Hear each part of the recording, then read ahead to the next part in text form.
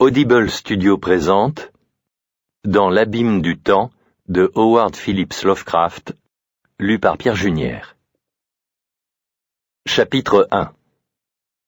Après 22 ans de cauchemars et d'effroi, soutenu par la seule conviction désespérée que certaines impressions sont d'origine imaginaire, je me refuse à garantir la véracité de ce que je crois avoir découvert en Australie occidentale dans la nuit du 17 au 18 juillet 1935. On peut espérer que mon aventure fut en tout ou partie une hallucination. À cela, en effet, il y avait de nombreuses raisons. Et pourtant, le réalisme en était si atroce que parfois tout espoir me paraît impossible. Si la chose s'est produite, alors l'homme doit être préparé à accepter sur l'univers et sur la place que lui-même occupe dans le tourbillon bouillonnant du temps des idées dont le plus simple énoncé est paralysant. Il faut aussi le mettre en garde contre un danger latent spécifique qui, même s'il n'engloutit jamais la race humaine tout entière, peut infliger aux plus aventureux des horreurs monstrueuses et imprévisibles. C'est pour cette dernière raison que je réclame, de toute la force de mon être, l'abandon définitif de toute tentative d'exhumer ces fragments de mystérieuse maçonnerie primitive que mon expédition se proposait d'étudier. Si l'on admet que j'étais sain d'esprit et bien éveillé, mon expérience cette nuit-là fut telle qu'aucun homme n'en a jamais connue. Ce fut en outre une effroyable confirmation de tout ce que j'avais tenté de rejeter comme autant de fables et de rêves. Dieu merci, il n'y a pas de preuves, car dans ma terreur j'ai perdu l'épouvantable objet qui, s'il était réel et tiré en effet de ce dangereux abîme, en eût été le signe irréfutable. J'étais seul quand j'ai découvert cette horreur. Et jusqu'à présent, je n'en ai parlé à personne. Je n'ai pu empêcher les autres de creuser dans sa direction, mais le hasard et les éboulements de sable leur ont toujours évité de la rencontrer. Il me faut aujourd'hui rédiger une déclaration définitive, non seulement pour mon équilibre mental, mais pour mettre en garde ceux qui me liront sérieusement.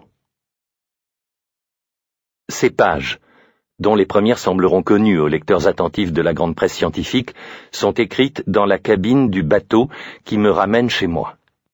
Je les remettrai à mon fils, le professeur Wingate Paisley de l'université de Miskatonic, seul membre de ma famille qui me resta fidèle il y a des années après mon étrange amnésie, et le mieux informé des faits essentiels de mon cas. Il est de tous les vivants le moins enclin à tourner en dérision ce que je vais raconter de cette nuit fatale. Je ne l'ai pas informé de vive voix avant de m'embarquer, pensant qu'il préférerait la révélation sous forme écrite. Lire et relire à loisir lui laissera une image plus convaincante que n'aurait pu le faire le trouble de mes propos. Il fera de ce récit ce que bon lui semblera, le montrant, avec les commentaires appropriés, dans tous les milieux où il pourrait être utile. C'est à l'intention de ces lecteurs mal instruits des premières phases de mon cas que je fais précéder la révélation elle-même d'un résumé assez détaillé de ses antécédents. Je m'appelle Nathaniel Wingate Paisley. Et ceux qui se rappellent les récits des journaux de la génération précédente, ou les correspondances et articles des revues de psychologie d'il y a 6 ou 7 ans, sauront qui je suis et ce que je suis. La presse était pleine des circonstances de mon étonnante amnésie de 1908-1913, insistant sur les traditions d'horreur, de folie et de sorcellerie qui hantent la vieille ville du Massachusetts, où je résidais alors comme aujourd'hui. Je tiens encore à faire savoir qu'il n'est rien de dément ou de malfaisant dans mon hérédité et ma jeunesse. C'est un fait extrêmement important si l'on songe à l'ombre qui s'est abattue si brusquement sur moi, venant de sources extérieures. Il se peut que des siècles de noire méditation aient doté Arkham, aux ruines peuplées de murmures, d'une particulière vulnérabilité à de telles ombres, bien que cela même semble douteux à la lumière d'autres cas que j'ai plus tard étudiés. Mais le point essentiel est que mes ancêtres et mon milieu sont absolument normaux. Ce qui est arrivé est venu d'ailleurs. D'où? J'hésite maintenant encore à l'affirmer en clair.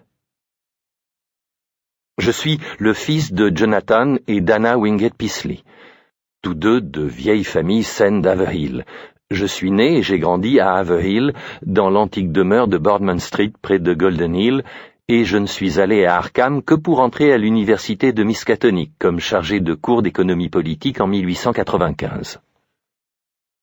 Pendant les 13 années suivantes, ma vie s'écoula douce et heureuse. J'épousai Alice Kizar d'Haverhill en 1896, et mes 3 enfants, Robert, Wingett et Anna, naquirent respectivement en 1898, 1900 et 1903. Je devins en 1898 maître de conférence et professeur titulaire en 1902. Je n'éprouvai à aucun moment le moindre intérêt pour l'occultisme ou la psychologie pathologique. C'est le jeudi 14 mai 1908 que survint l'étrange amnésie. Elle fut brutale et imprévue, bien que, je m'en rendis compte plus tard, de brefs miroitements quelques heures auparavant, visions chaotiques qui me troublèrent d'autant plus qu'elles étaient sans précédent, dussent avoir été des symptômes précurseurs. J'avais un fort mal de tête, et la bizarre impression tout aussi neuve pour moi que quelqu'un cherchait à s'emparer de mes pensées. La crise se produisit vers 10h20 du matin, tandis que je faisais un cours d'économie politique, histoire et tendances actuelles de l'économie politique aux étudiants de 3e année et à quelques-uns de seconde. Je vis d'abord devant mes yeux des formes insolites, et crus me trouver dans une salle singulière autre que la classe. Mes idées et mes propos divaguaient loin de tout sujet, et les étudiants s'aperçurent que quelque chose clochait gravement. Puis, je m'affaissai, inconscient sur mon siège, dans une hébétude dont personne ne put me tirer. Mes facultés normales ne revirent au grand jour notre monde quotidien qu'au bout de 5 ans, 4 mois et 13 jours. C'est naturellement des autres que j'appris ce qui suit. Je restai inconscient pendant 16h30, bien qu'on m'eût ramené chez moi au 27 Cran Street, où je reçus les soins médicaux les plus attentifs. Le 15 mai, à 3h du matin, mes yeux s'ouvrirent, et je me mis à parler. Mais bientôt, le médecin et ma famille furent épouvantés par mon expression et le ton de mes propos. Il était clair que je n'avais aucun souvenir de mon identité, ni de mon passé, même si je m'efforçais, on ne sait pourquoi, de cacher cette ignorance. Mes yeux fixaient étrangement les personnes de mon entourage, et le jeu de mes muscles faciaux n'avait plus rien de familier. Mon langage même paraissait gauche, comme celui d'un étranger. J'usais de mes organes vocaux avec embarras, en tâtonnant, et mon élocution avait une curieuse raideur, comme si j'avais laborieusement appris l'anglais dans les livres. La prononciation était barbare, tandis que la langue comportait à la fois des débris d'étonnants archaïsmes et des expressions d'une tournure absolument incompréhensible. Parmi ces dernières, l'une en particulier revint 20 ans plus tard, de façon frappante et même effrayante, à l'esprit du plus jeune de mes médecins, car à l'époque, cette expression commençait à se répandre, d'abord en Angleterre puis aux États-Unis, et malgré sa complication et son incontestable nouveauté, elle reproduisait dans le moindre détail les mots déconcertants de l'étrange malade d'Arkham de 1908. La force physique revint aussitôt, mais il me fallut une rééducation singulièrement longue pour retrouver l'usage de mes mains, de mes jambes et de mon corps en général. À cause de cela et d'autres handicaps inhérents à ma perte de mémoire, je restai pendant un certain temps sous une étroite surveillance médicale. Quand j'eus constaté l'échec de mes efforts pour dissimuler mon amnésie, je la reconnus franchement, et me montrai avide de toutes sortes de renseignements. En fait, les médecins eurent l'impression que je cessais de m'intéresser à ma personnalité véritable dès lors que je vis ma perte de mémoire acceptée comme une chose naturelle. Ils remarquèrent que je m'efforçais surtout de posséder à fond certains points d'histoire, de science, d'art, de langage et de folklore, les uns terriblement abstrus et d'autres d'une simplicité puérile, qui très bizarrement parfois restaient exclus de ma conscience. En même temps, ils s'aperçurent que je possédais inexplicablement beaucoup de connaissances d'un genre insoupçonné, que je souhaitais, semblait-il, cacher plutôt que révéler. Il m'arrivait par mégarde de faire allusion avec une assurance désinvolte à tels événements précis d'époques obscures au-delà de tout champ historique reconnu, quitte à tourner en plaisanterie la référence en voyant la surprise qu'elle suscitait. J'avais aussi une façon de parler du futur qui 2 ou 3 fois provoqua une véritable peur.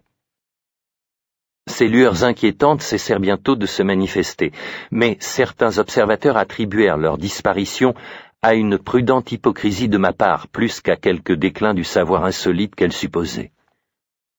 À la vérité, je semblais anormalement avide d'assimiler la façon de parler, les usages et les perspectives de l'époque autour de moi, comme si j'avais été un voyageur studieux venu d'une lointaine terre étrangère. Aussitôt qu'on m'y autorisa, je fréquentais à toute heure la bibliothèque de l'université, et j'entrepris sans tarder de préparer ces étonnants voyages, ces cours spéciaux dans les universités d'Amérique et d'Europe, qui donnèrent lieu à tant de commentaires pendant les années suivantes. À aucun moment je ne manquai de relations intellectuelles, car mon cas me valut une relative célébrité parmi les psychologues du moment. Je fus l'objet de conférences, comme exemple typique de personnalité seconde, même si, ici ou là, j'embarrassais les conférenciers de quelques symptômes bizarres ou traces suspectes d'ironie soigneusement voilée. Mais de réelle bienveillance, je n'en rencontrais guère. Quelque chose dans mon aspect et mes propos semblait éveiller chez tous ceux que je rencontrais de vagues craintes et répugnances, comme si j'avais été un être infiniment éloigné de tout ce qui est normal et sain. Cette idée d'une horreur obscure et secrète, liée aux abîmes incalculables d'on ne sait quelle distance, était curieusement répandue et tenace. Ma propre famille ne fit pas exception.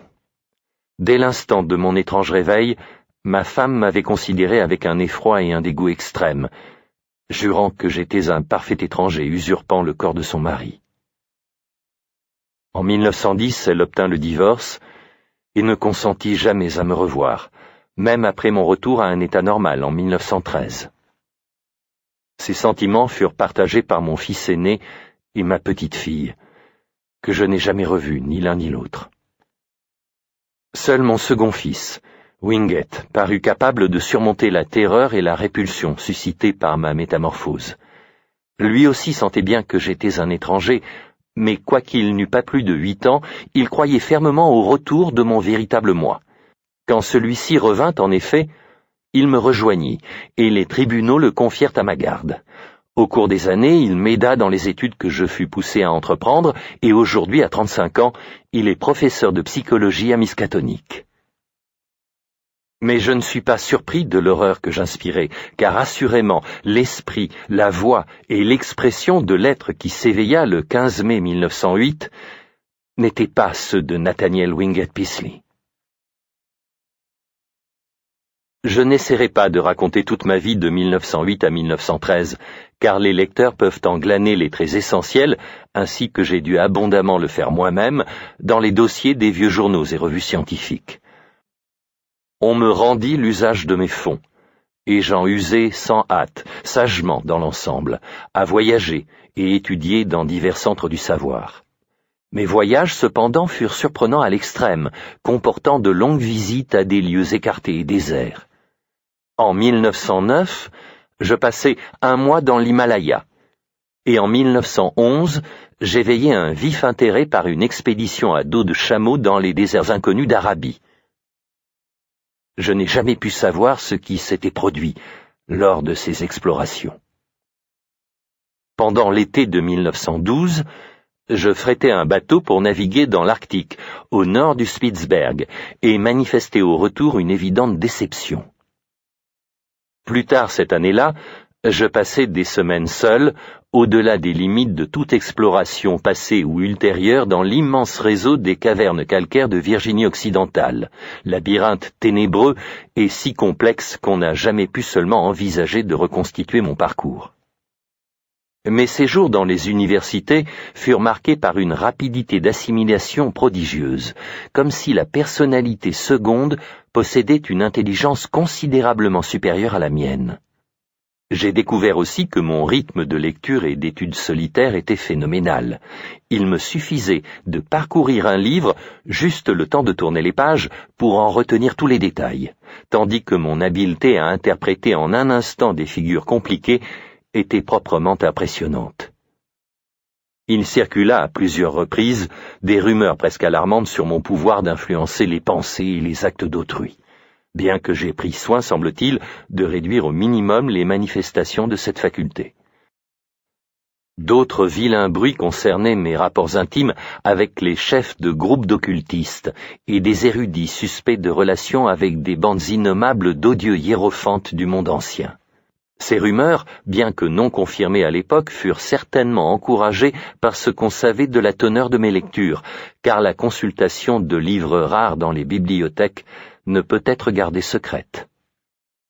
Des notes marginales restent la preuve tangible de mes recherches minutieuses, dans des ouvrages tels que Culte des Ghouls, du comte d'Erlett, Des Vermis Mysteris, de Ludwig Prien, Unersprechlichen Kulten, de von Junst, les fragments conservés de l'énigmatique Livre des Bons et l'effroyable Nécromicon de l'arabe fou Abdul al-Azred.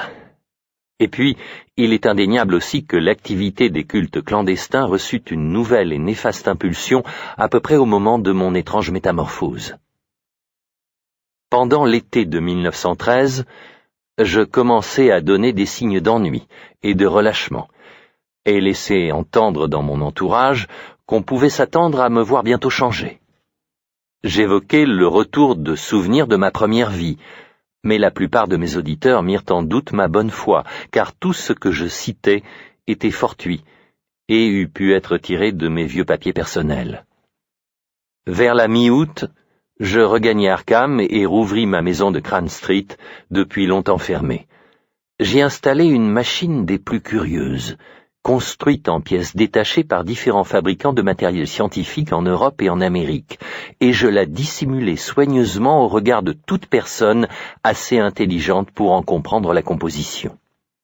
Ceux qui la virent, un ouvrier, une domestique et la nouvelle gouvernante, décrivirent un bizarre assemblage de tiges, de roues et de miroirs, ne mesurant pas plus de 2 pieds de haut, 1 de large et 1 d'épaisseur.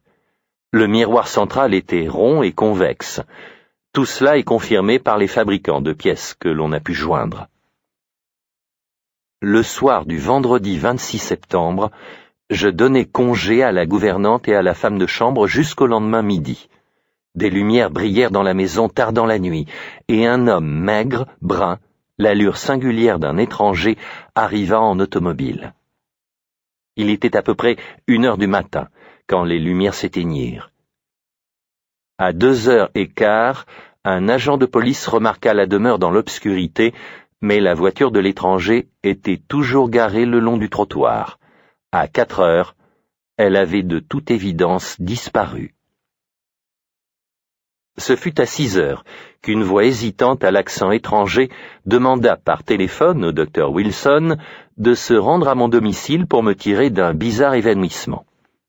Cet appel, une communication interurbaine, venait, comme on l'établit plus tard, d'une cabine publique à la gare du nord de Boston, mais on ne retrouva jamais aucune trace du maigre étranger. En arrivant chez moi, le médecin me trouva au salon, sans connaissance, dans un fauteuil dont on avait approché une table. La surface polie de cette table portait des égratignures à l'endroit où un lourd objet y avait été posé. La singulière machine était partie, et l'on n'entendit jamais plus parler d'elle. Sans aucun doute, l'étranger maigre et brun l'avait emportée. Dans la cheminée de la bibliothèque, un tas de cendres témoignait qu'on avait brûlé jusqu'au dernier bout de papier tout ce que j'avais écrit depuis le début de l'amnésie. Le docteur Wilson jugea ma respiration anormale, mais après une piqûre hypodermique, elle reprit sa régularité. Le matin du 27 septembre, à 11h15, je m'agitai vigoureusement, et le masque jusqu'alors figé de mon visage donna ses premiers signes d'animation. Le docteur Wilson remarqua que l'expression n'était pas celle de ma personnalité seconde, mais ressemblait beaucoup à celle de mon moi normal. Vers 11h30, je marmonnai quelques syllabes très bizarres, qui ne semblaient appartenir à aucun langage humain. J'avais l'air aussi de lutter contre quelque chose. Puis, à midi passé, la gouvernante et la femme de chambre étant revenues entre-temps, je me mis à murmurer en anglais Parmi les économistes orthodoxes de cette période, Jevons représente plus particulièrement la tendance dominante à établir des corrélations scientifiques. Son effort pour relier le cycle commercial de la prospérité et du marasme au cycle physique des tâches solaires constitue peut-être le point culminant de Nathaniel Wingate Priestley était revenu. Et pour cet esprit, selon son estimation du temps, c'était toujours ce jeudi matin de 1908, où la classe d'économie politique levait ses regards attentifs vers le vieux bureau sur l'estrade. Chapitre 2. Ma réadaptation à la vie normale fut pénible et difficile. 5 années perdues suscitent plus de complications qu'on ne peut l'imaginer, et dans mon cas, il y avait 1000 choses à remettre en ordre. Ce que l'on m'apprit de mes faits et gestes depuis 1908 me surprit et m'inquiéta, mais je tâchai de considérer la question avec toute la philosophie dont j'étais capable. Enfin, ayant obtenu la garde de mon second fils, Wingate, je m'installai avec lui dans la maison de Cran Street, et je tentai de reprendre mon enseignement. Mon ancienne chaire m'avait été aimablement proposée par l'université. Je commençai mes cours avec le trimestre de février 1914, et les poursuivis une année entière. Je me rendis compte alors que mon aventure m'avait gravement ébranlé. Bien que parfaitement sain d'esprit, je l'espérais, et sans faille dans ma personnalité première, je n'avais plus la vitalité d'autrefois. Des rêves confus, des idées bizarres me hantaient sans cesse, et quand le déclenchement de la guerre mondiale orienta mon esprit vers l'histoire, je m'aperçus que je me représentais les époques et les événements de la façon la plus étrange. Ma conception du temps, ma faculté de distinguer succession et simultanéité semblait quelque peu altérée. Je formais l'idée chimérique qu'en vivant à une époque donnée, on pouvait projeter son esprit à travers l'éternité pour connaître les siècles passés et futurs. La guerre me donna l'impression singulière de me rappeler quelques-unes de ses conséquences lointaines, comme si, connaissant déjà son évolution, je pouvais les envisager après coup à la lumière d'une information future. Tous ces pseudo-souvenirs s'accompagnaient d'une grande souffrance et du sentiment qu'une barrière psychologique artificielle leur était opposée. Lorsque je me hasardai à évoquer tout cela autour de moi, je rencontrai des réactions différentes. Certains me regardèrent d'un air inquiet, mais chez les mathématiciens, on parla de nouveaux aspects de cette théorie de la relativité, alors réservée au cercle cultivé, qui devait plus tard devenir si célèbre. Le docteur Albert Einstein, disait-on, allait vite ramener le temps à l'état de simple dimension. Mais les rêves et les sensations étranges finirent par prendre sur moi un tel empire que je dus abandonner mes cours en 1915. Ces troubles prenaient parfois une forme irritante. Je nourrissais l'idée persistante que mon amnésie avait servi quelque échange impie, que ma personnalité seconde était en réalité une force imposée venant de l'inconnu, et que ma propre personnalité avait subi une substitution. Je fus ainsi amené à de confuses et terrifiantes spéculations sur le sort de mon moi véritable pendant les années où un autre avait occupé mon corps. L'étonnant savoir et la conduite singulière de cet ancien occupant m'inquiétaient de plus en plus à mesure que j'apprenais de nouveaux détails par des rencontres, des journaux et des revues. Les bizarreries qui avaient déconcerté les autres paraissaient s'accorder terriblement avec un arrière-plan de ténébreuses connaissances embusquées dans les profondeurs de mon subconscient. Je me mis à étudier avec fièvre les moindres renseignements touchant les études et les voyages de cet autre pendant les années obscures. Tous mes tourments n'avaient pas ce degré d'abstraction. Il y avait les rêves qui semblaient gagner en vigueur et en réalisme. Sachant comment la plupart des gens les considéraient, j'en parlais rarement, sinon à mon fils ou à quelques psychologues dignes de confiance. Mais j'entrepris bientôt une étude scientifique d'autres cas, pour savoir si de telles visions étaient ou non caractéristiques chez les victimes de l'amnésie.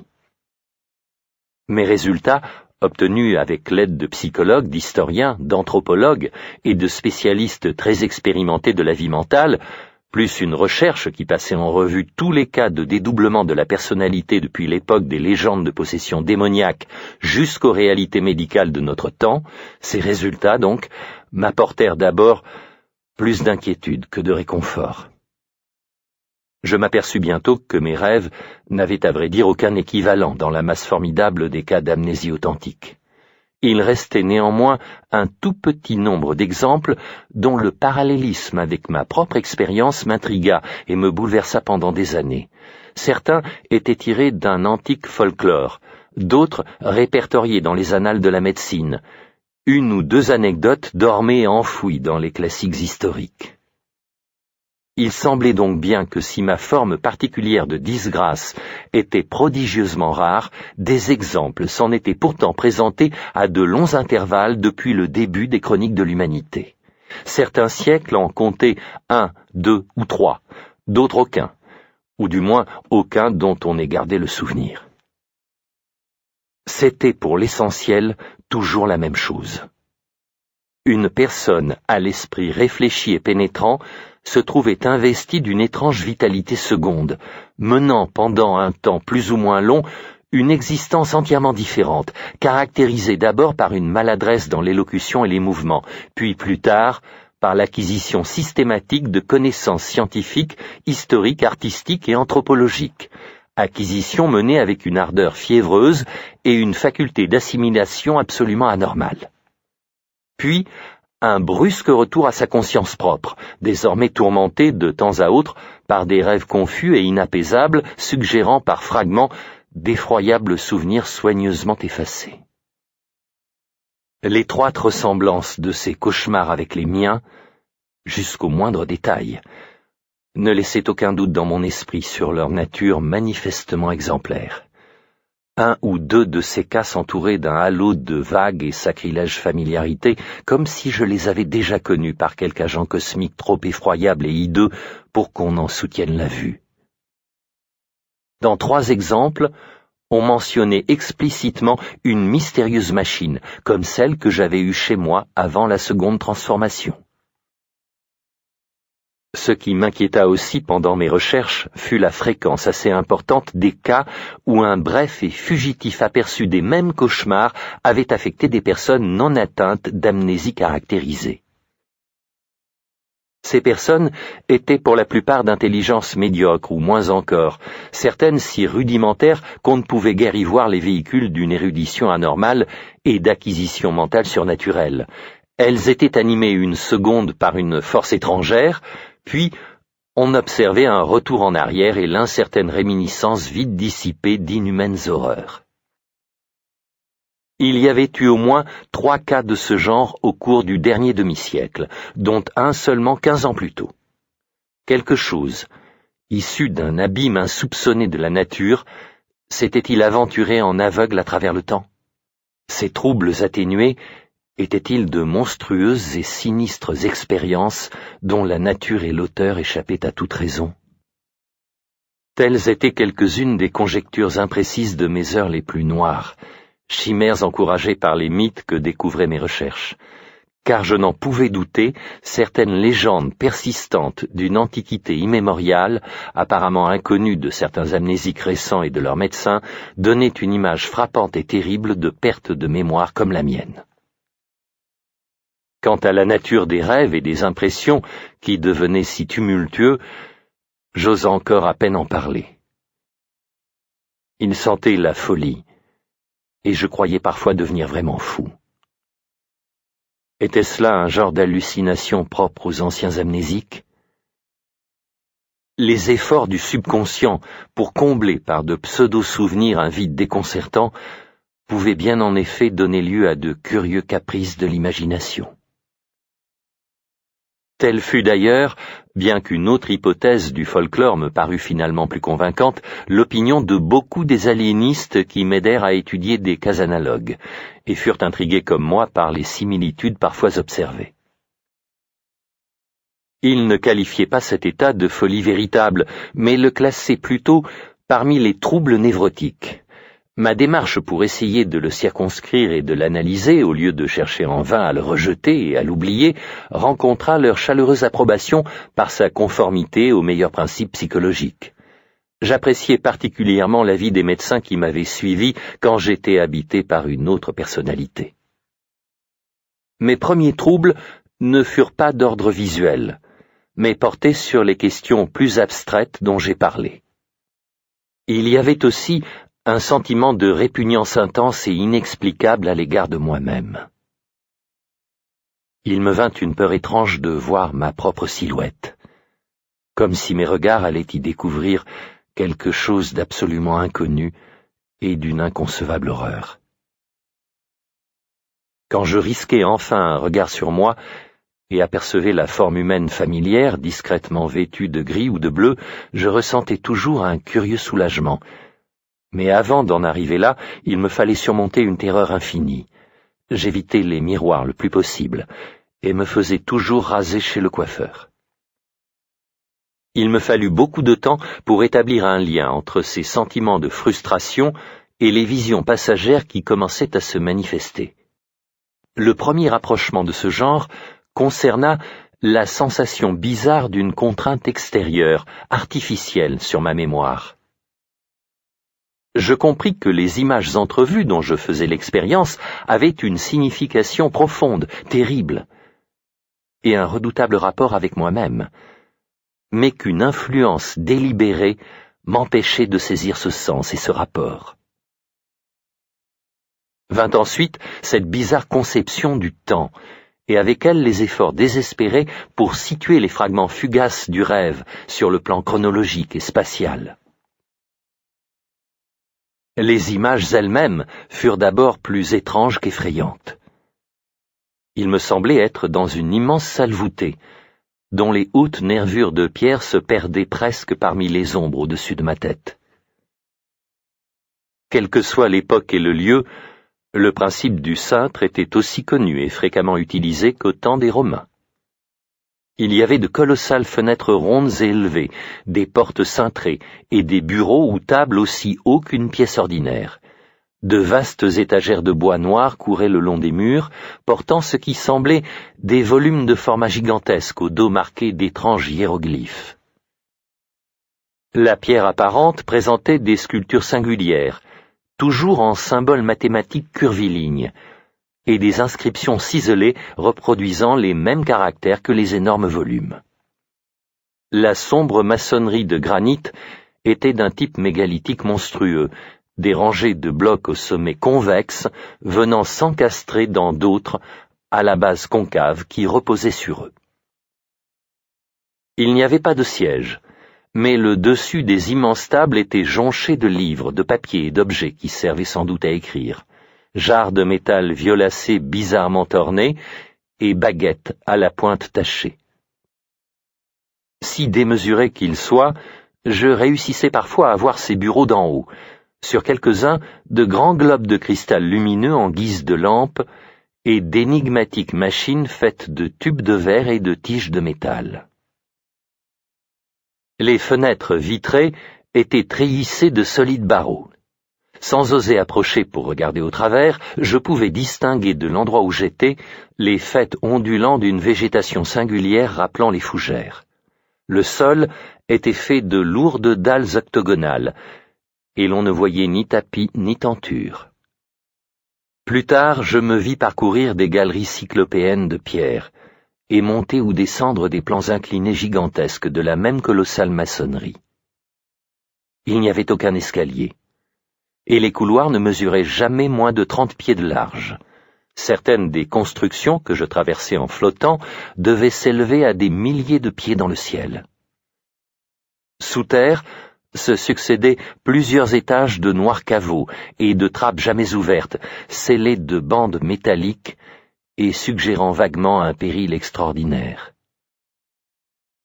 Je devais être prisonnier, et l'horreur menaçait partout où je jetais les yeux. Je sentais que le message de ces hiéroglyphes curvilinéaires qui me narguaient sur les murs aurait brisé mon âme si je n'avais été protégé par une bienheureuse ignorance. Plus tard encore, je vis en rêve des perspectives par les grandes fenêtres rondes, et du haut du titanesque toit plat au curieux jardin, ce large espace vide avec son haut parapet de pierre à feston où menait le plus haut des plans inclinés. Des bâtiments géants, chacun dans son jardin, s'alignaient sur des lieux, presque à perte de vue, le long de routes pavées d'au moins 200 pieds de large. Ils étaient très divers, mais mesuraient rarement moins de 500 pieds carrés ou 1000 pieds de haut. Beaucoup paraissaient sans limite, avec une façade de plusieurs milliers de pieds, tandis que certains s'élançaient à des hauteurs vertigineuses dans le ciel gris et brumeux. Faits pour l'essentiel de pierre ou de ciment, ils appartenaient généralement au curieux type de maçonnerie curviligne qui caractérisait l'immeuble où j'étais retenu. Les toits étaient plats, couverts de jardins avec souvent des parapets à festons.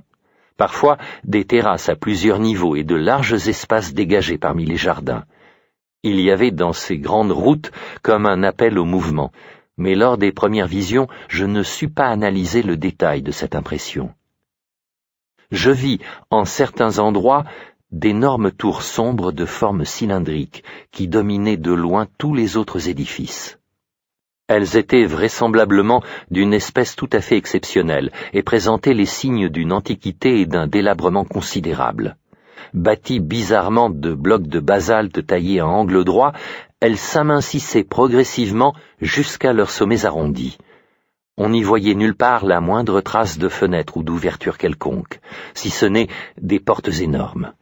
Je remarquai aussi quelques constructions plus basses, toutes dégradées par des éternités d'intempéries, qui ressemblaient à ces sombres tours cylindriques d'architecture primitive.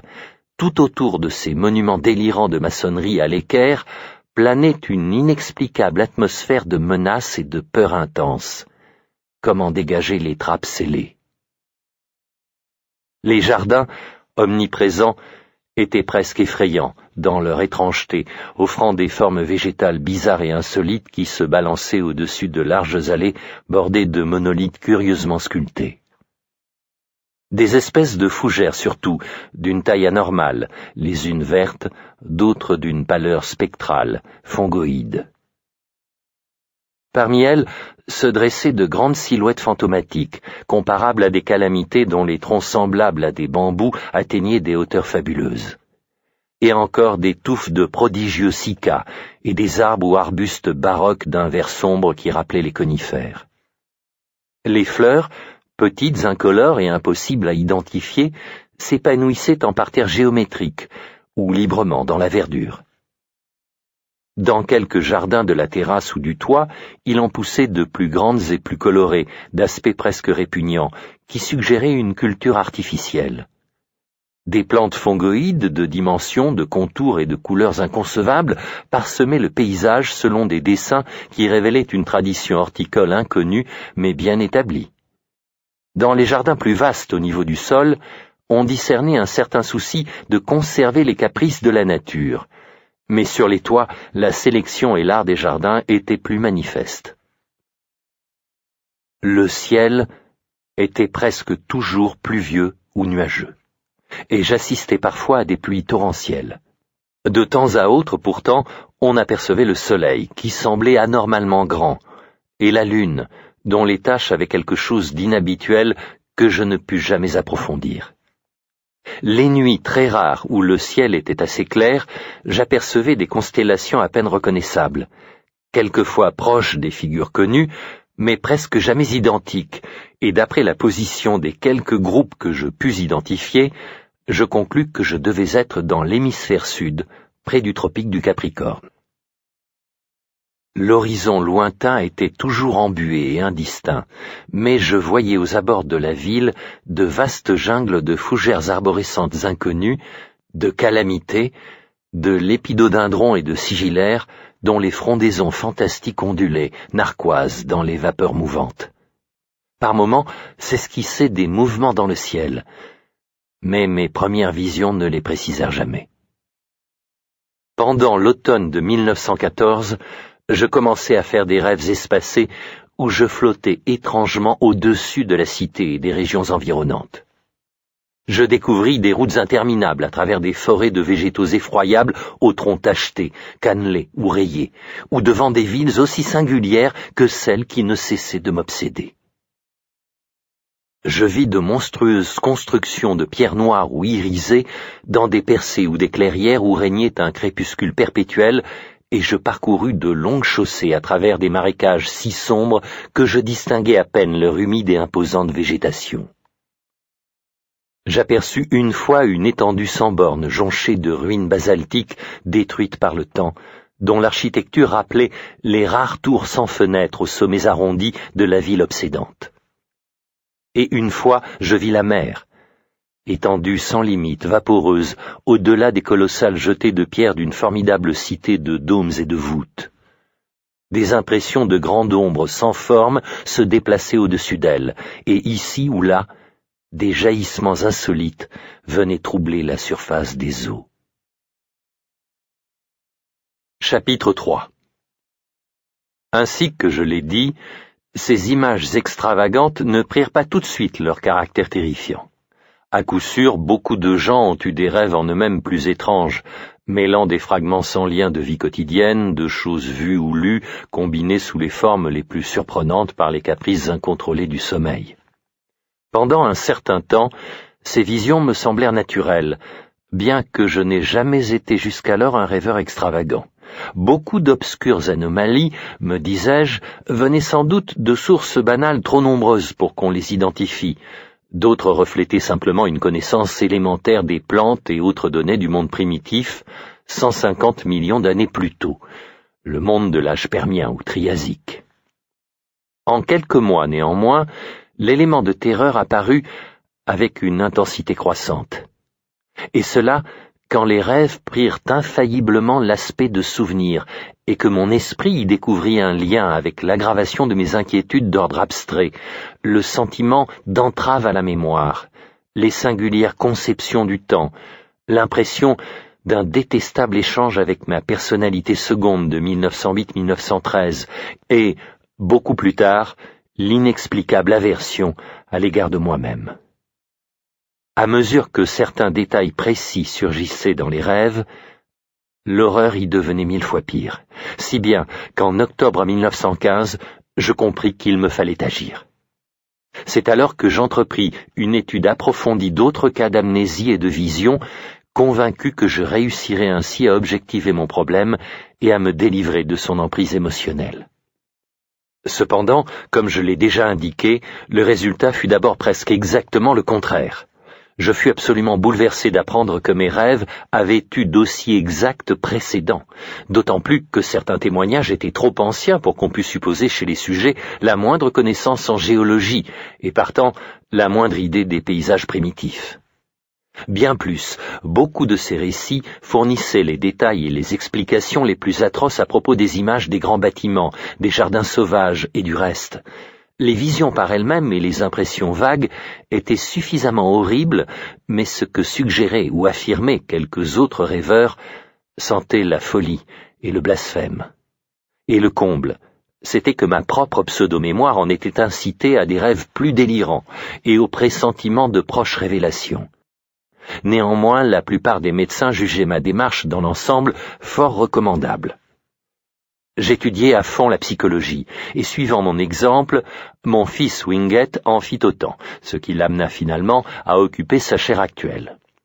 En 1917 et 1918, je suivis des cours spéciaux à Miskatonic. Entre-temps, j'examinais inlassablement la documentation médicale, historique et anthropologique, voyageant jusqu'aux bibliothèques lointaines, osant enfin consulter même les livres abominables de l'antique tradition interdite, pour lesquels ma personnalité seconde avait manifesté un intérêt si troublant.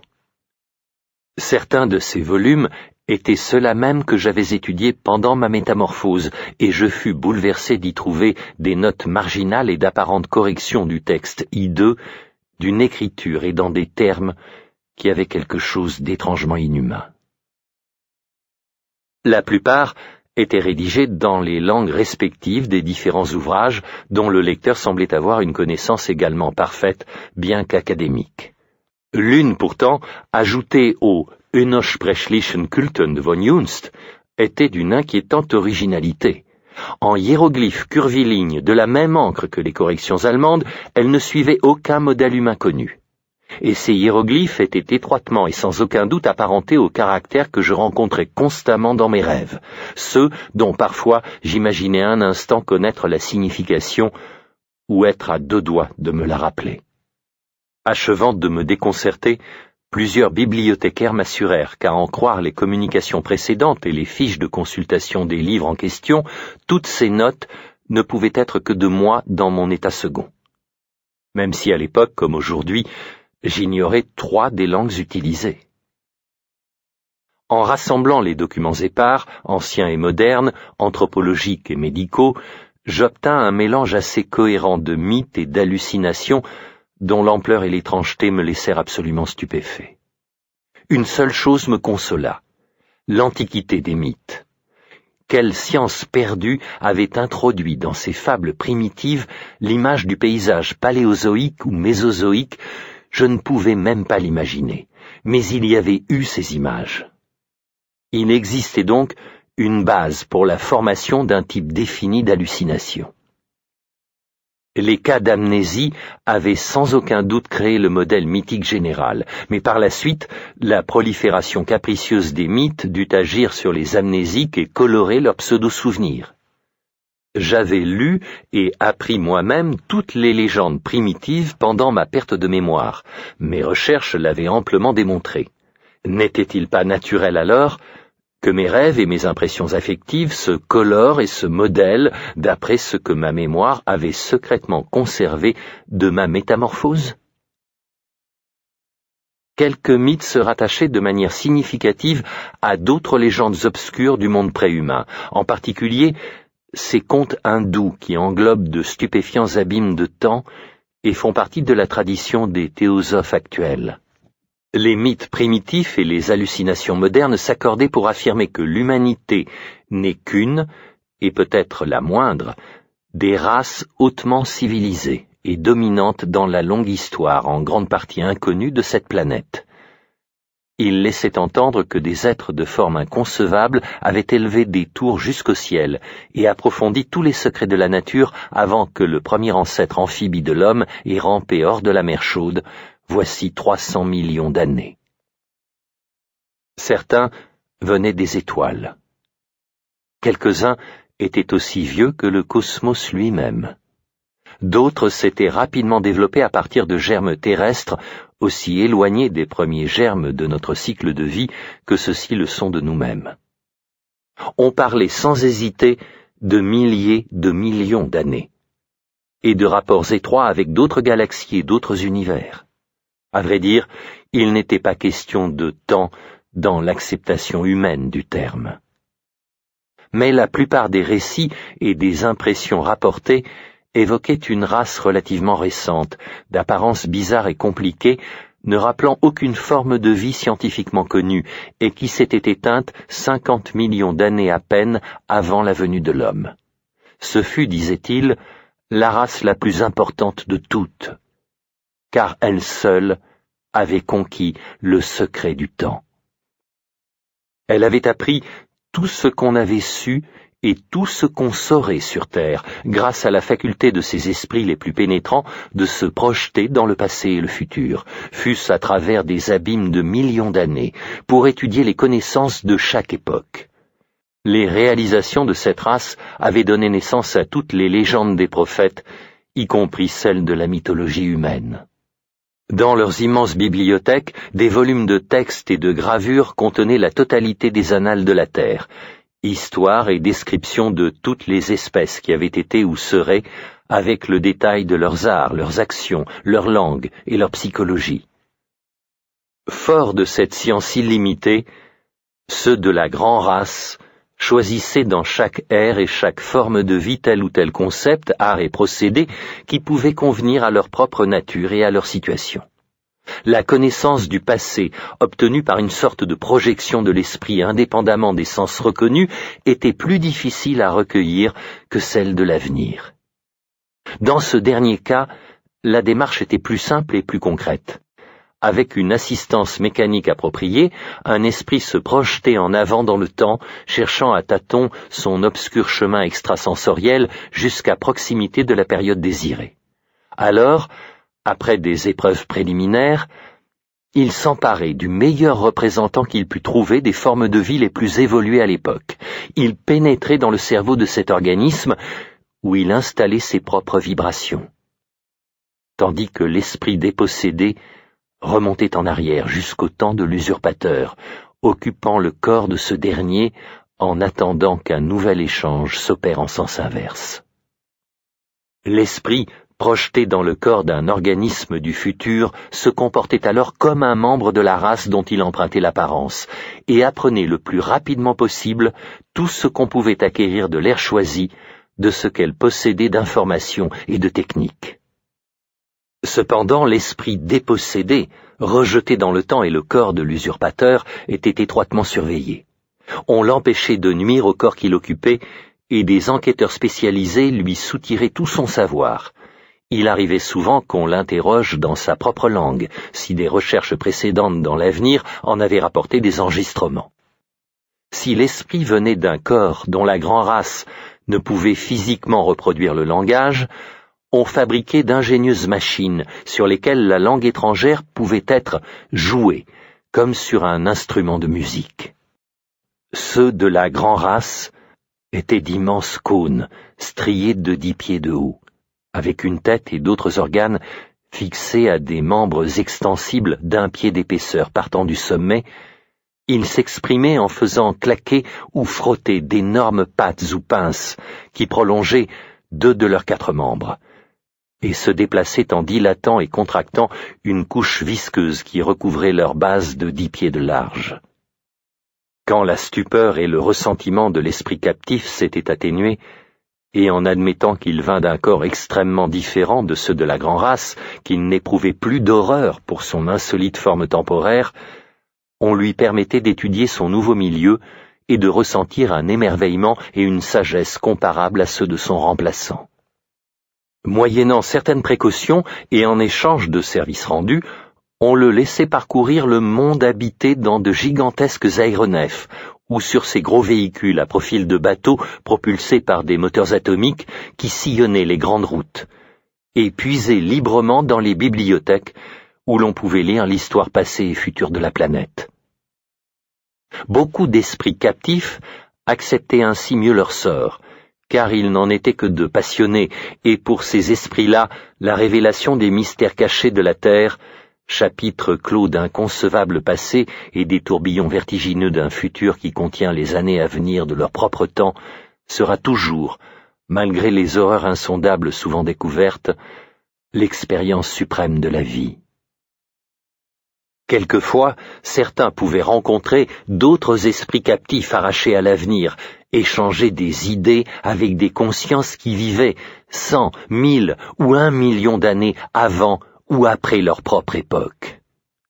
Et tous devaient écrire dans leur langue de longs témoignages sur eux-mêmes et leur temps respectif, autant de documents que l'on classait dans les grandes archives centrales. On peut ajouter qu'un type particulier de captifs jouissait de privilèges beaucoup plus étendus que ceux de la majorité. C'étaient les exilés permanents moribonds, dont les corps dans l'avenir avaient été confisqués par des membres audacieux de la grande race qui, confrontés à la mort, cherchaient à sauver leurs facultés mentales. Ces exilés mélancoliques n'étaient pas si nombreux qu'on aurait pu s'y attendre, car la longévité de la grande race diminuait son amour de la vie, surtout parmi ces esprits supérieurs capables de projection. Les cas de projection permanente d'esprits d'autrefois furent à l'origine de beaucoup de changements durables de personnalité signalés dans l'histoire plus récente, y compris dans celle de l'humanité. Quant aux cas d'exploration ordinaire, lorsque l'esprit usurpateur avait appris de l'avenir tout ce qu'il souhaitait savoir, il construisait un appareil semblable à celui qu'il avait lancé au départ et inversait le processus de projection. Il se retrouvait dans son propre corps à son époque, tandis que l'esprit jusqu'alors captif revenait à ce corps de l'avenir auquel il appartenait normalement. Mais si l'un ou l'autre des corps était mort durant l'échange, Cette restauration était impossible. En ce cas, bien sûr, l'esprit voyageur, comme celui des évadés de la mort, devait passer sa vie dans un corps étranger de l'avenir, où l'esprit captif, comme les exilés permanents moribonds, finissait ses jours à l'époque et sous la forme de la grand-race. Ce destin était moins horrible quand l'esprit captif appartenait lui aussi à la grand-race, ce qui n'était pas rare, car au long des âges, elle s'était toujours vivement préoccupée de son propre avenir. Mais le nombre des exilés permanents moribonds de la race était très limité, surtout à cause des sanctions terrifiantes qui punissaient le remplacement par des moribonds d'esprits à venir de la grand-race. La projection permettait de prendre des mesures pour infliger ces peines aux esprits coupables dans leur nouveau corps de l'avenir, et l'on procédait parfois à un renversement forcé des échanges. Des cas complexes de remplacement ou d'exploration d'esprits déjà captifs par d'autres esprits de diverses périodes du passé avaient été constatés et soigneusement corrigés. À toutes les époques depuis la découverte de la projection mentale, une partie infime, mais bien identifiée de la population s'est composée d'esprits de la grand-race des temps passés, en séjours plus ou moins prolongés. Lorsqu'un esprit captif d'origine étrangère devait réintégrer son propre corps dans l'avenir, on le purgeait, au moyen d'une hypnose mécanique compliquée, de tout ce qu'il avait appris à l'époque de la grand-race. Cela pour éviter certaines conséquences fâcheuses d'une diffusion prématurée et massive du savoir. Les rares exemples connus de transmission non contrôlée avaient causé et causaient encore à des périodes déterminées de terribles désastres. C'est essentiellement à la suite de 2 cas de ce genre, selon les vieux mythes, que l'humanité avait appris ce qu'elle savait de la grand-race. En fait de traces matérielles et directes de ce monde distant de millions d'années, il ne restait que les pierres énormes de certaines ruines dans des sites lointains et les fonds sous-marins, ainsi que les parties du texte des terribles manuscrits pnacotiques. Ainsi l'esprit qui regagnait son propre temps n'y rapportait que les images les plus confuses et les plus fragmentaires de ce qu'il avait vécu depuis sa capture. On en extirpait tous les souvenirs qui pouvaient l'être, si bien que dans la plupart des cas, il ne subsistait depuis le moment du premier échange qu'un vide ombré de rêves. Quelques esprits avaient plus de mémoire que d'autres, et le rapprochement fortuit de leurs souvenirs avait parfois apporté au temps futur des aperçus du passé interdit. Probablement à toutes les époques, des groupes ou cultes avaient vénéré secrètement certaines de ces images. Le Nécromicon suggérait la présence parmi les humains d'un culte de ce genre, qui quelquefois venait en aide aux esprits pour retraverser des durées infinies en revenant du temps de la grand-race. Cependant, ceux de la grand-race eux-mêmes, devenus presque omniscients, se mettaient en devoir d'établir des échanges avec les esprits des autres planètes pour explorer leur passé et leur avenir. Ils s'efforçaient aussi de sonder l'histoire et l'origine de ce globe obscur, mort depuis des éternités au fond de l'espace et dont ils tenaient leur propre héritage mental, car l'intelligence de ceux de la grand-race était plus ancienne que leur enveloppe corporelle. Les habitants de ce vieux monde agonisant, instruits des ultimes secrets, avaient cherché un autre univers et une race nouvelle qui leur assurerait longue vie, et avaient envoyé en masse leurs esprits dans la race future la plus propre à les recevoir, les êtres coniques qui peuplaient notre terre voici 1 milliard d'années. Ainsi était née la grand-race, tandis que les myriades d'esprits renvoyés dans le passé étaient voués à mourir sous des formes étrangères. Plus tard, la race se retrouverait face à la mort, mais elle survivrait grâce à une seconde migration de ses meilleurs esprits dans le corps d'autres créatures de l'avenir, dotées d'une plus longue existence physique. Tel était l'arrière-plan où s'entrelaçaient la légende et l'hallucination. Lorsque, vers 1920, j'eus concrétisé mes recherches sous une forme cohérente, je sentis s'apaiser un peu la tension que leur début avait accrue. Après tout, et malgré les fantasmes suscités par des émotions aveugles, la plupart de mes expériences n'étaient-elles pas aisément explicables ? Un hasard quelconque avait pu orienter mon esprit vers des études secrètes pendant l'amnésie, puis j'avais lu les légendes interdites et fréquenté les membres d'anciens cultes impies, ce qui, manifestement, avait fourni la matière des rêves et des impressions troubles qui avaient suivi le retour de la mémoire. Quant aux notes marginales, en hiéroglyphes fantastiques et dans des langues que j'ignorais, mais dont les bibliothécaires m'attribuaient la responsabilité, j'avais fort bien pu saisir quelques notions des langues dans mon état second, alors que les hiéroglyphes étaient sans doute nés de mon imagination d'après les descriptions de vieilles légendes, avant de se glisser dans mes rêves. J'essayais de vérifier certains points en m'entretenant avec des maîtres de culte connus, sans jamais réussir à établir l'exact enchaînement des faits. Par moments, le parallélisme de tant de cas à tant d'époques lointaines continuait à me préoccuper comme il l'avait fait dès le début, mais je me disais par ailleurs que cet exaltant folklore était incontestablement plus répandu autrefois qu'aujourd'hui. Toutes les autres victimes de crises semblables à la mienne étaient sans doute familiarisées depuis longtemps avec les légendes que je n'avais apprises qu'en mon état second. En perdant la mémoire, elles s'étaient identifiées aux créatures de leur mythe traditionnel, les fabuleux envahisseurs qui se seraient substitués à l'esprit des hommes, s'engageant ainsi dans la recherche d'un savoir qu'elles croyaient être le souvenir d'un passé non humain, imaginaire. Puis, en retrouvant la mémoire, elles inversaient le processus associatif et se prenaient pour d'anciens esprits captifs et non pour des usurpateurs, d'où les rêves et les pseudo-souvenirs sur le modèle du mythe conventionnel. Ces explications embarrassées finirent pourtant par l'emporter sur toutes les autres dans mon esprit, en raison de la faiblesse encore plus évidente des théories opposées. Et un nombre important d'éminents psychologues et anthropologues rejoignirent peu à peu mon point de vue. Plus je réfléchissais, plus mon raisonnement me semblait convaincant, si bien que j'en arrivais à dresser un rempart efficace contre les visions et les impressions qui me hantaient toujours.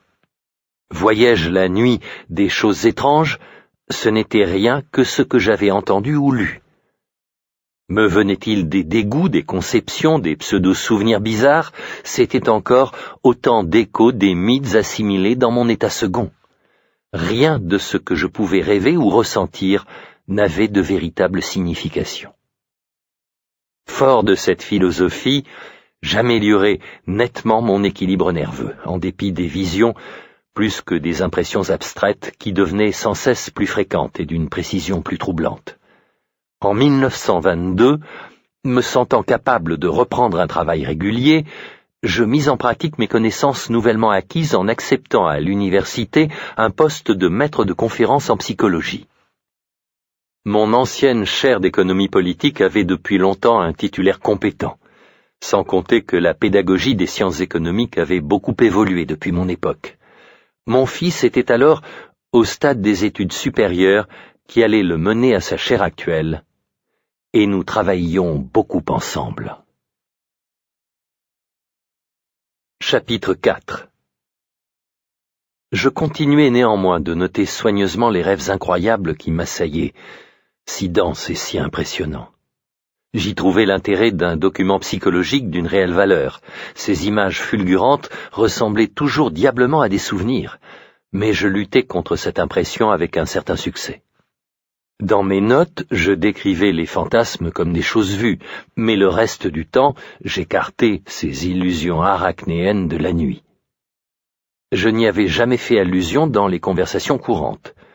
Pourtant, le bruit s'en était répandu, ainsi qu'il en va de ce genre de choses, suscitant divers commentaires sur ma santé mentale.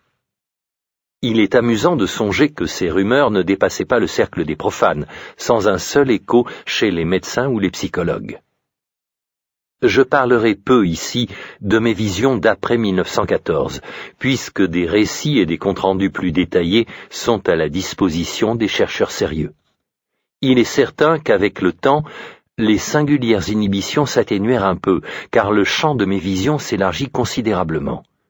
Elles ne furent jamais toutefois que des fragments sans lien, et apparemment sans claire motivation.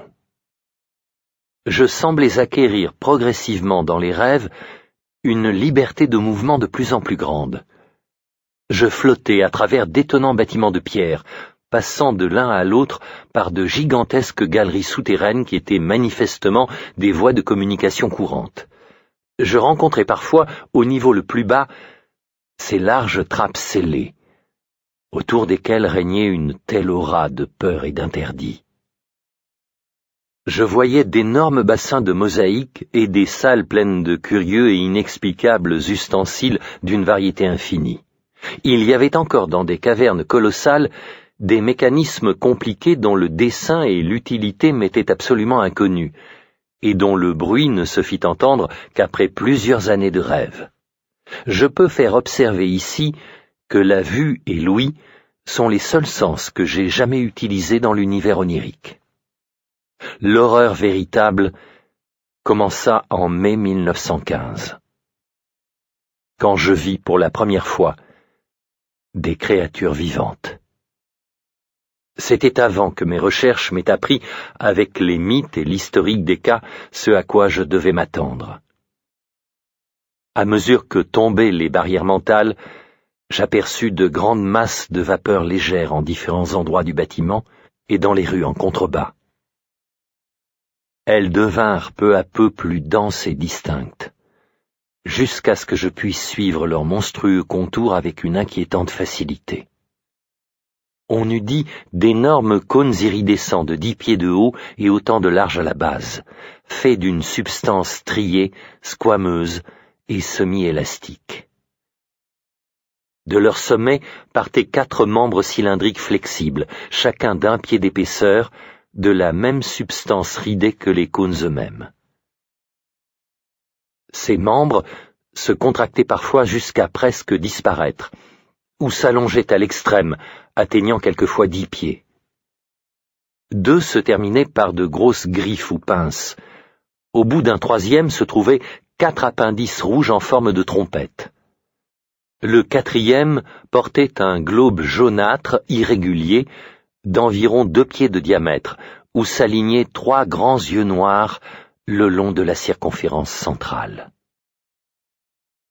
Cette tête était surmontée de 4 minces tiges grises avec des excroissances pareilles à des fleurs, tandis que de sa face inférieure pendaient 8 antennes ou tentacules verdâtres.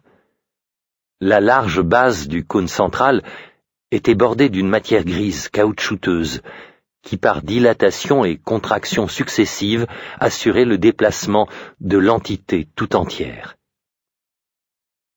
Leurs actions, pourtant inoffensives, me terrifièrent plus encore que leur apparence, car on ne regarde pas impunément des êtres monstrueux faire ce dont on croyait les humains seuls capables. Ces objets-là allaient et venaient avec intelligence dans les grandes salles, transportaient les livres des rayonnages aux tables ou vice-versa, en écrivant parfois soigneusement avec une baguette spéciale au bout des tentacules verdâtres de leur tête. Les grosses pinces servaient à porter les livres et à converser, la parole consistant en une sorte de cliquetis ou de grattement. Ces objets n'étaient pas vêtus, mais ils portaient des cartables ou des sacs à dos suspendus au sommet du tronc en forme de cône. Ils tenaient généralement leur tête et le membre qui la supportait au niveau du sommet du cône, bien qu'il leur arrivât souvent de les lever ou de les baisser. Les 3 autres membres principaux pendaient à l'état de repos le long du cône, réduits à 5 pieds chacun quand ils ne servaient pas. De la vitesse à laquelle ils lisaient, écrivaient et manipulaient leurs machines, celles qui se trouvaient sur les tables paraissaient en quelque sorte reliées à la pensée, je conclus que leur intelligence était bien supérieure à celle de l'homme. Plus tard, je les vis partout, grouillant dans toutes les grandes salles et les couloirs, surveillant de monstrueuses machines dans des cryptes voûtées, et lancés à toute allure sur les larges routes dans de gigantesques voitures en forme de bateaux. Je cessai de les craindre, car ils semblaient intégrés à leur milieu avec un suprême naturel.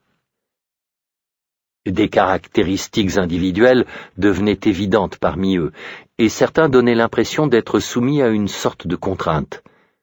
Ces derniers, sans présenter aucune différence physique, se distinguaient non seulement de la majorité, mais plus encore les uns des autres par leurs gestes et leurs habitudes. Ils écrivaient beaucoup, en utilisant, à en croire ma vision incertaine, une grande variété de caractères, mais jamais les hiéroglyphes curvilignes habituels. Quelques-uns, me semble-t-il, se servaient de notre alphabet familier. Ils travaillaient pour la plupart bien plus lentement que l'ensemble des entités.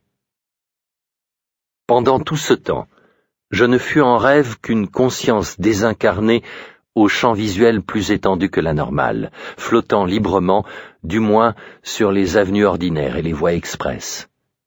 En août 1915, des suggestions d'existence corporelle commencèrent à me tourmenter.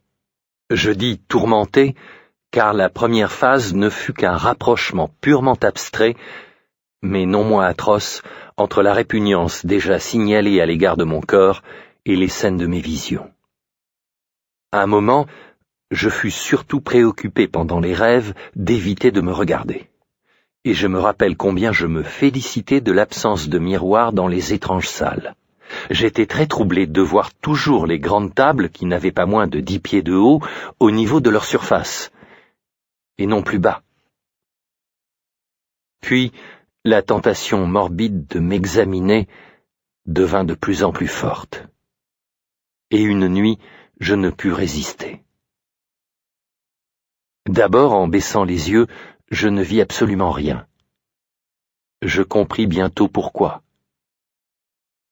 Ma tête se trouvait au bout d'un cou flexible d'une longueur démesurée. En contractant ce cou, et en regardant plus attentivement, je distinguai la masse squameuse striée, iridescente d'un énorme cône de 10 pieds de haut sur 10 pieds de large à la base. C'est alors que mes hurlements éveillèrent la moitié d'Arkham tandis que je me précipitais comme un fou hors de l'abîme du sommeil. Il me fallut des semaines de hideuses répétitions pour me réconcilier à demi avec ces visions de moi-même sous une forme monstrueuse. Je me déplaçais désormais physiquement dans les rêves parmi les autres entités, lisant les terribles livres des rayonnages interminables et écrivant pendant des heures sur les hautes tables en maniant un style avec les tentacules verts qui pendaient de ma tête. Des fragments de ce que je lisais et écrivais subsistaient dans ma mémoire. C'étaient les horribles annales d'autres mondes, d'autres univers, et des manifestations d'une vie sans forme en dehors de tous les univers, des récits sur les êtres singuliers qui avaient peuplé le monde dans des passés oubliés, et les effroyables chroniques des intelligences grotesquement incarnées qui le peupleraient des millions d'années après la mort du dernier humain. Je découvris des chapitres de l'histoire humaine dont aucun spécialiste d'aujourd'hui ne soupçonne même l'existence. La plupart de ces textes étaient écrits en hiéroglyphes, que j'étudiais bizarrement avec des machines bourdonnantes et qui constituaient de toute évidence une langue agglutinante avec des systèmes de racines absolument différentes de tous les langages humains. J'étudiais de la même façon d'autres ouvrages dans d'autres idiomes étrangers. Il y en avait très peu dans les langues que je connaissais. De très belles illustrations insérées dans les volumes et formant aussi des collections séparées m'apportaient une aide précieuse. Et pendant tout ce temps, je rédigeais, semble-t-il, une histoire en anglais de ma propre époque. À mon réveil, je ne me rappelais que des bribes infimes et dénuées de sens des langues inconnues que mon moi rêvé avait assimilées, mais il me restait en mémoire des phrases entières de mon livre. Avant même que mon moi éveillé n'ait étudié les cas analogues aux miens ou les anciens mythes, d'où assurément naquirent les rêves, j'appris que les entités qui m'entouraient étaient la race la plus évoluée du monde, qu'elle avait conquis le temps et envoyé des esprits en exploration dans toutes les époques. Je sus aussi que j'avais été exilé de mon temps, tandis qu'un autre y occupait mon corps, et que certaines de ces étranges formes abritaient des esprits pareillement capturés. Je conversais, dans un curieux parler fait de cliquetis de griffes, avec des intelligences exilées de tous les coins du système solaire.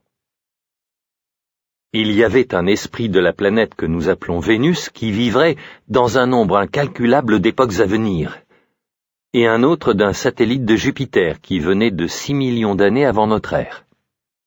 Parmi les esprits terrestres, il y en avait de la race semi-végétale, ailée à la tête en étoile de l'Antarctique paléogène. Un du peuple reptilien de la Valousia des légendes. 3 sectateurs hyperboréens de Tsatoga, des préhumains couverts de fourrure. Un des très abominables Tchotchos. 2 des arachnides acclimatés du dernier âge de la Terre. 5 des robustes espèces de coléoptères, successeurs immédiats de l'humanité, à qui ceux de la grande race transféreraient un jour en masse leurs esprits les plus évolués face à un péril extrême. Et plusieurs des différentes branches de l'humanité. Je m'entretins avec l'esprit de Yang Li, un philosophe du cruel empire de Tsanshan qui viendra en 5000 après Jésus-Christ. Avec celui d'un général de ce peuple à grosse tête et peau brune qui occupa l'Afrique du Sud 50 000 ans avant Jésus-Christ. Et celui du moine florentin du XIIe siècle, nommé Bartolomeo Corsi. Avec celui d'un roi de Lomar, qui gouverna cette terrible terre polaire 100 000 ans avant que les Inutus jaunes et trapus ne viennent de l'Occident pour l'envahir. Je conversai avec l'esprit de Nugsot, magicien des conquérants noirs de l'an 16 000 de notre ère. Avec celui d'un Romain nommé Titus Sempronius Blasius, qui fut quêteur au temps de Sylla. Avec celui de Kepnès, égyptien de la 14e dynastie, qui m'apprit le hideux secret de Nyarlathotep. Et celui d'un prêtre du Moyen Empire de l'Atlantide, et celui de James Woodville, hobereau du Suffolk au temps de Cromwell. Avec celui d'un astronome de la cour dans le Pérou pré-inca. Avec celui du physicien australien Neville Kingston Brown, qui mourra en 2518. Avec celui d'un archimage du royaume disparu de Hiyé dans le Pacifique.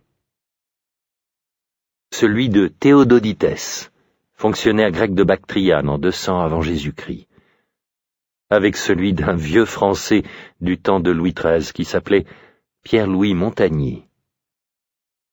Celui de Cromia, chef cimérien en l'an 15 000 avant Jésus-Christ.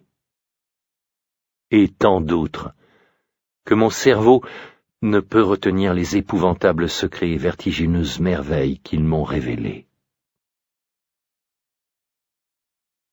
Je m'éveillais chaque matin dans la fièvre, tentant parfois avec frénésie de vérifier ou de mettre en doute telle information qui relevait du domaine des connaissances humaines actuelles. Les faits traditionnels prenaient des aspects nouveaux, suspects, et je m'étonnais de l'imaginaire onirique qui peut inventer pour l'histoire et la science de si surprenants prolongements. Je frémissais des mystères que le passé peut recéler, et tremblais des menaces que peut apporter l'avenir. Ce que suggéraient les propos des entités posthumaines sur le sort de l'humanité produisit sur moi un tel effet que je préfère ne pas le rapporter ici. Après l'homme, viendrait la puissante civilisation des coléoptères, dont l'élite de la grande race s'approprierait les corps quand un sort monstrueux frapperait le monde ancien. Plus tard, le cycle de la Terre étant révolu, les esprits transférés migreraient de nouveau à travers le temps et l'espace, jusqu'à une autre escale dans le corps bulbeux des entités végétales de Mercure. Mais il y aurait des races après eux, pour s'accrocher encore, pathétiquement, à la planète refroidie, et s'y enfouir jusqu'à son cœur comblé d'horreur, avant l'extinction définitive. Cependant, dans mes rêves, j'écrivais inlassablement cette histoire de mon époque, que je destinais, moitié volontairement et moitié contre des promesses de facilité accrue d'études et de déplacement, aux archives centrales de la grande race. Ces archives étaient une colossale construction souterraine près du centre de la ville, que je finis par bien connaître, pour y avoir souvent travaillé et consulté des documents. Fait pour durer aussi longtemps que la race et résister aux plus violentes convulsions de la terre, ce formidable entrepôt l'emportait sur tous les autres édifices par sa structure massive et inébranlable de montagne. Les documents, écrits ou imprimés sur de grandes feuilles de matière cellulosique étonnamment résistantes, étaient reliés en livres qui s'ouvraient par le haut, et conservés dans des étuis individuels d'un étrange métal grisâtre extrêmement léger, inoxydable, décoré de figures géométriques et portant le titre en hiéroglyphes curvilignes de la Grand-Race. Ces étuis étaient entreposés dans des étages de coffres rectangulaires, tels des rayonnages clos et verrouillés, faits du même métal inoxydable et fermés par des boutons aux combinaisons compliquées. Mon histoire avait sa place réservée dans les coffres, au niveau le plus bas, celui des vertébrés, dans la section consacrée aux cultures de l'humanité et des races reptiliennes et à fourrure qui l'avaient immédiatement précédée dans la domination de la Terre. Mais aucun rêve ne me donna jamais un tableau complet de la vie quotidienne.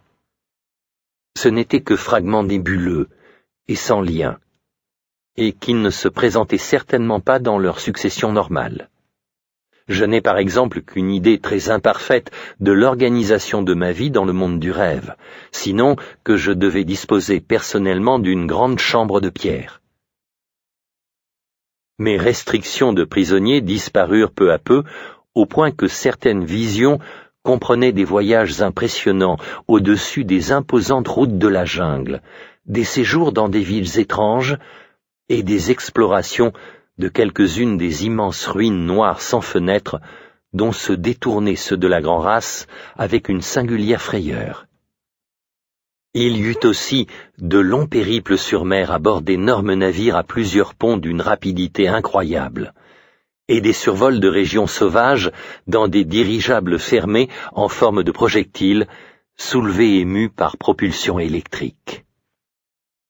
Par-delà le chaud et vaste océan s'élevaient d'autres cités de la Grand-Race, et sur un continent lointain, je vis les villages primitifs des créatures ailées au museau noir, qui deviendraient une souche dominante quand la Grand-Race aurait envoyé dans le futur ses esprits les plus évolués pour échapper à l'horreur rampante. L'absence de relief et la verdure surabondante caractérisaient toujours le paysage. Les collines basses et rares donnaient généralement des signes d'activité volcanique. Sur les animaux que je vis, je pourrais écrire des volumes. Tous étaient sauvages, car la civilisation mécanique de la Grand-Race avait depuis longtemps supprimé les animaux domestiques et la nourriture était entièrement d'origine végétale ou synthétique. Des reptiles maladroits de grande taille pataugeaient dans les vapeurs de marais fumants, voletaient dans l'air lourd ou crachaient de l'eau sur les mers et les lacs. Parmi eux, je crus vaguement reconnaître des prototypes réduits et archaïques de nombreuses espèces. Dinosaures, ptérodactyles, ichthyosaures, labyrinthodontes, plésiosaures et autres, que la paléontologie nous a rendus familiers. Quant aux oiseaux et aux mammifères, je ne pus en découvrir aucun. Le sol et les eaux stagnantes grouillaient de serpents, de lézards et de crocodiles, tandis que les insectes bourdonnaient sans cesse parmi la végétation luxuriante. Et sur la mer au loin, des monstres inconnus et inobservés soufflaient de formidables colonnes d'écume dans le ciel vaporeux. On m'emmena une fois au fond de l'océan, dans un gigantesque sous-marin muni de projecteurs, et j'aperçus des monstres vivants d'une taille impressionnante. Je vis aussi les ruines d'incroyables villes englouties, et une profusion de crinoïdes, de brachiopodes, de coraux et de vies ichthyoïdes qui pullulaient partout. Mes visions m'apprirent très peu de choses sur la physiologie, la psychologie, les usages, l'histoire détaillée de la Grand-Race. Et beaucoup des éléments dispersés que je rapporte ici furent glanés dans mon étude des vieilles légendes et des autres cas, plutôt que dans ma vie onirique. À la longue, en effet, Mes lectures et mes recherches rejoignirent, puis dépassèrent les rêves à certains moments, si bien que tel ou tel fragment de rêve se trouvait expliqué d'avance et constituait des vérifications de ce que j'avais appris. Cette observation consolante affermit ma conviction que des lectures et des recherches du même ordre, effectuées par mon moi second, avaient fourni la trame de tout ce tissu de pseudo-souvenirs. L'époque de mes rêves remontait apparemment à un peu moins de 150 millions d'années, lorsque l'âge paléozoïque faisait place au mésozoïque.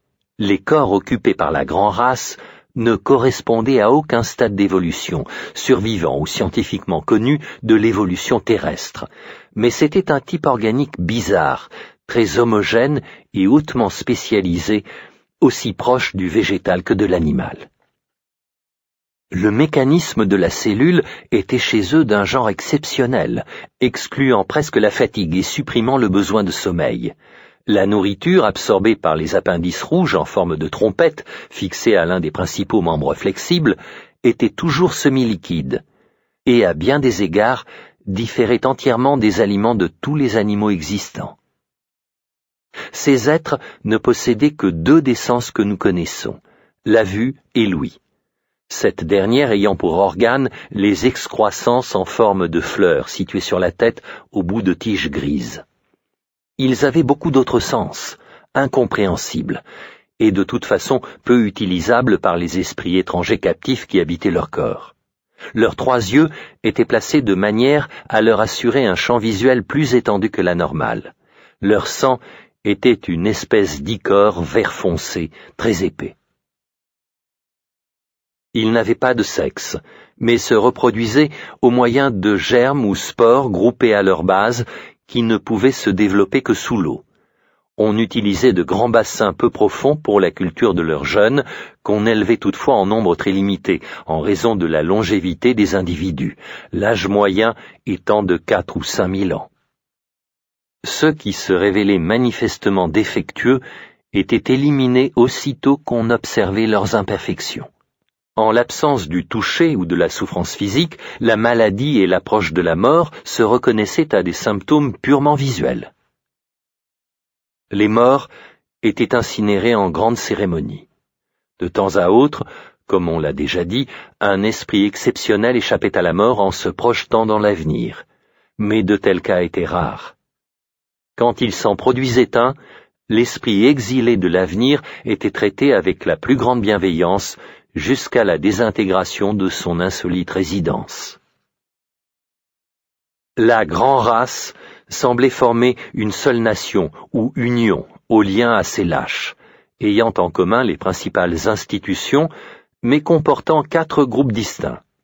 Le système économique et politique de chaque groupe était une sorte de socialisme à tendance fasciste. Les ressources essentielles étaient réparties rationnellement et le pouvoir confié à une petite commission gouvernementale élue par les suffrages de tous ceux qui étaient capables de réussir certains tests culturels et psychologiques. Il n'y avait pas d'organisation familiale à proprement parler, même si l'on reconnaissait certains liens entre les personnes de même origine et si les jeunes étaient généralement élevés par leurs parents. Les rapprochements les plus marqués avec les comportements et les institutions humains s'observaient naturellement d'une part dans ces domaines où il s'agissait de données très abstraites, d'autre part quand s'imposaient les impulsions élémentaires et communes à toute forme de vie organique. Quelques ressemblances venaient aussi d'un choix délibéré de ceux de la grande race qui, explorant l'avenir, en imitaient ce qui leur plaisait. L'industrie, extrêmement mécanisée, demandait peu de temps à chaque citoyen et toutes sortes d'activités intellectuelles et esthétiques occupaient ses longs loisirs. Les sciences avaient atteint un niveau incroyablement élevé, et l'art jouait un rôle essentiel dans la vie. Pourtant, à l'époque de mes rêves, son sommet et son apogée étaient passés.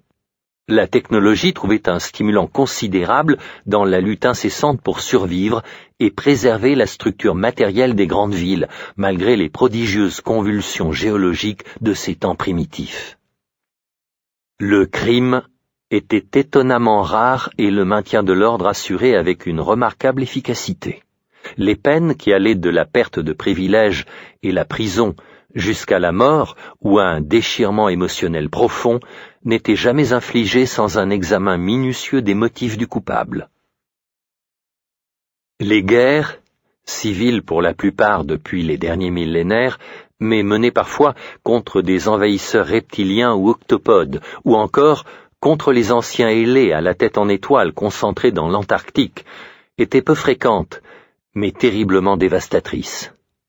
Une armée formidable, équipée d'engins ressemblant à des appareils photo et produisant des phénomènes électriques foudroyants, se tenait prête pour des actions rarement évoquées, mais évidemment liées à la crainte incessante des antiques ruines noires sans fenêtres et des grandes trappes scellées des étages souterrains.